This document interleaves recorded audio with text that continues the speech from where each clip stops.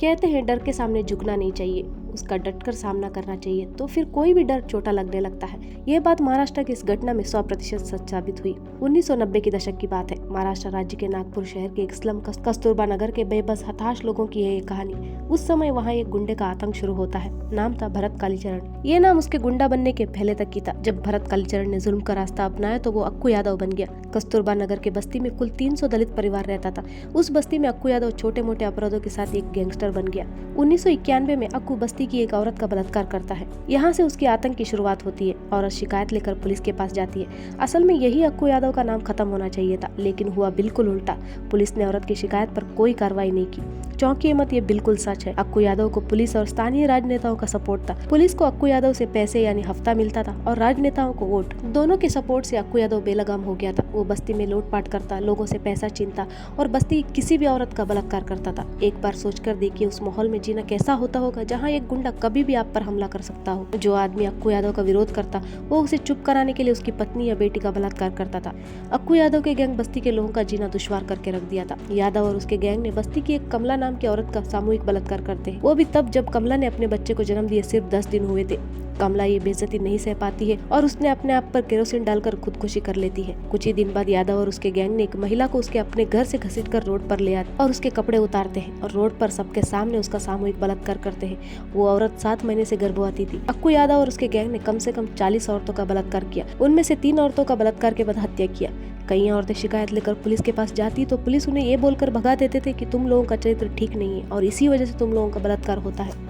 हर बार नेता वोट मांगने बस्ती आते, बस्ती वाले हिम्मत जुटाकर अक्कू यादव को शिकायत करते। नेता उन्हें वादा करते, फिर उनके जीत जाने के बाद जिसने शिकायत की उनका अक्कू यादव और उसका गैंग बलात्कार करता। अक्कू यादव और उसके गैंग ने बस्ती की 10 साल की बच्ची तक का बलात्कार किया था। पुलिस वालों को पैसे और शराब दोनों अक्कू यादव पहुंचाता था और वो अपने आंख बंद कर लेते थे। बस्ती का हर परिवार अपनी बेटियों को बचा कर रखते थे, मानो वो पूरी बस्ती टाइम बॉम्ब पर जी रहा हो। उसी बस्ती में एक परिवार मधुकर नारायणे का भी था। नारायणे परिवार इस दयनीय हालत में भी अपनी बेटी को उस बस्ती से बाहर रखकर पढ़ा रहे थे। उस बेटी का नाम है उषा नारायणे। उषा कॉलेज में पढ़ती थी और छुट्टियों में अपने घर लौटना चाहती थी। माँ बाप को अपनी बेटी का बस्ती वापस आना नामंजूर था, लेकिन बेटी की जिद के चलते कुछ दिनों के लिए वो उषा को घर लेकर आते हैं। ये 2004 की बात थी।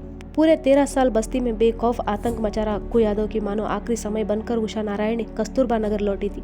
बात कुछ ऐसे हुई कि उषा के घर लौटने के कुछ दिन बाद ही उषा के पड़ोसी के घर अक्कू यादव के गैंग हमला कर देता है, क्योंकि उस पड़ोसी ने अक्कू यादव के खिलाफ पुलिस में शिकायत दर्ज करवाई थी।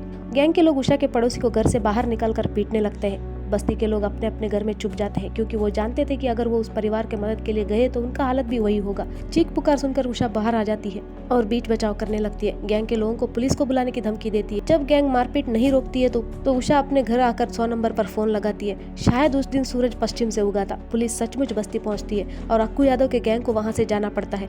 जाते जाते उषा से बदला लेने की धमकी देकर जाते हैं। इस बगावत की बात अक्कू यादव को पता चलता है और वो जानता था कि अगर इस चिंगारी को अभी नहीं बुझाया गया तो भविष्य में उसके लिए खतरा बन सकता है। इस घटना के कुछ ही घंटे बाद करीब 50 चेलों के साथ अक्कू यादव उषा का घर पहुंचता है। उषा के माता पिता उषा को धमकी देता है। वो कहता है कि अगर उषा ने फिर से पुलिस बुलाया या गैंग के मामले में टांग गड़ाया तो वो उषा का बलात्कार करेगा और उसके माता पिता को मार डालेगा। अक्कू यादव को लगा कि 50 लोगों के सामने 20-21 साल की लड़की डर जाएगी, लेकिन उषा डरने की बजाय अक्कू यादव को पलटकर जवाब देती है और पुलिस को फोन लगाने के लिए घर के अंदर चली जाती है। उसके फोन करने के पहले अक्कू यादव के चेले उषा के हाथों से फोन छीन लेते हैं। गुंडे उषा पर हमला करने ही वाले होते हैं कि उषा भागकर रसोई में पड़ी गैस सिलेंडर का नॉब खोल देती है और माचिस अपने हाथ में ले लेती है। वो अक्कू यादव और उसके गैंग को आगे बढ़ने के लिए चुनौती देती है। वो कहती है कि अगर तुम में से एक भी मेरे माता पिता या मुझ पर हाथ लगाता है तो मैं माचिस जला दूंगी और सिलेंडर ब्लास्ट हो जाएगा। हमारे साथ साथ तुम सब भी मारे जाओगे। मौत को हाथ में लेकर बेखौफ खड़ी उषा से अक्कू यादव डर गया और 13 साल में पहली बार किसी ने अक्कू यादव के गैंग का सामना किया था और अक्कू यादव के दिल में खौफ जगाया था। डर के अक्कू और गैंग वहां से चले जाते हैं। ये सब देखकर बस्ती के लोग चौंक गए। उषा की जरा सी हिम्मत ने पूरे बस्ती में मानो नई उम्मीद जगाई थी। वे लोग घरों से बाहर आते हैं और इस बारे में चर्चा करने लगते हैं। बस्ती वालों के अंदर का आग भड़क गया था।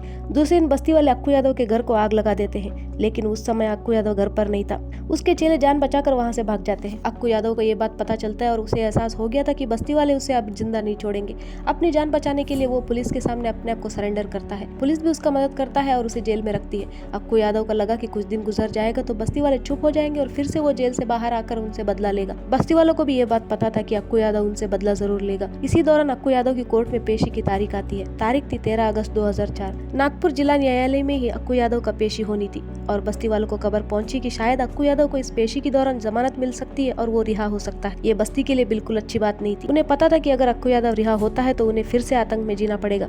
बस्ती की औरतों को ये बात ज्यादा खल गई, क्योंकि पिछले 13 सालों में अक्कू यादव ने जब मन चाहा जिस पर चाहा हाथ डाल उनका शोषण किया। बंद कमरों में ही नहीं, खुले में भी सामूहिक बलात्कार किया। बस्ती की औरतों ने अक्कू यादव का किस्मत खुद तय करने का फैसला किया। बस्ती की करीब 200 औरतें अपनी रसोई के चाकू और लाल मिर्च पाउडर लेकर कोर्ट पहुंचती है। 13 अगस्त 2004 दोपहर के 2:30 बजे कोर्ट नंबर 7 में आम जनता के बीच ये 200 औरतें अक्कू यादव का इंतजार करने लगती है। कोर्ट में अपने किए पर रत्ती भर भी पछताव न रखने वाला बेशरम अक्कू यादव पुलिस प्रोटेक्शन में कोर्ट पहुंचता है। औरतें चुपचाप खड़ी कोर्ट के फैसले का इंतजार करती है। जब अक्कू यादव कोर्ट के अंदर दाखिल हो रहा था तब वो बस्ती की एक औरत को देखता है जिसका वो पहले बलात्कार कर चुका था। उस औरत को देखकर अक्कू यादव कहता है, तू वेश्या है, रिहा होकर आऊंगा और फिर से तुम्हारा बलात्कार करूंगा। अक्कू के प्रोटेक्शन में आई पुलिस अक्कू के निर्लज बातों पर हंसती है। महिला अपने चप्पल उतार कर अक्कू यादव को मारने लगती है। वो कहती है कि एक तो तुम जिंदा रहोगे, एक तो मैं, दोनों एक साथ इस धरती पर जिंदा नहीं रह सकते। अब पुलिस वाले अक्कू यादव को बचाने आते हैं। ये वहाँ मौजूद 200 से 400 औरतों का गुस्से को भड़काता है। वो सब अक्कू यादव पर हमला कर देती है। अक्कू यादव को 70 बार चाकू मारती है और मिर्ची का पाउडर डालती है। अक्कू यादव को बचाने आई पुलिस पर भी हमला करती है। इन सब से डरकर पुलिस कोर्ट से भाग जाती है। अक्कू यादव जैसा राक्षस का संहार के लिए उस दिन बस्ती की हर एक औरत दुर्गा बन गई थी। सारी औरतें बस्ती लौटकर ये बात बताती है तो बस्ती में जश्न मनाया जाता है। 14 औरतों को अक्कू यादव के कत्ल में गिरफ्तार कर लिया जाता है, लेकिन 200 से ज्यादा औरतें इस जुल्म को कबूल रही थी। 14 औरतों में उषा नारायण भी थी। 2012 में उषा और अन्य महिलाओं को सबूत के अभाव के चलते कत्ल से बरी कर दिया गया। हाई कोर्ट के रिटायर्ड जज बाबू आहा ने इन औरतों के समर्थन में कहा, इन पीड़ित औरतों के लाख मिन्नतों के बावजूद कानून ने उनकी कोई मदद नहीं की और इन औरतों के पास अक्कू यादव को खत्म करने के अलावा कोई रास्ता बचा ही नहीं था। कहते हैं ना, आम आदमी सोता हुआ शेर है, उसे क्या नहीं करना चाहिए ये तो सभी जानते हैं। फिर मिलते हैं एक नई केस के साथ। अलविदा।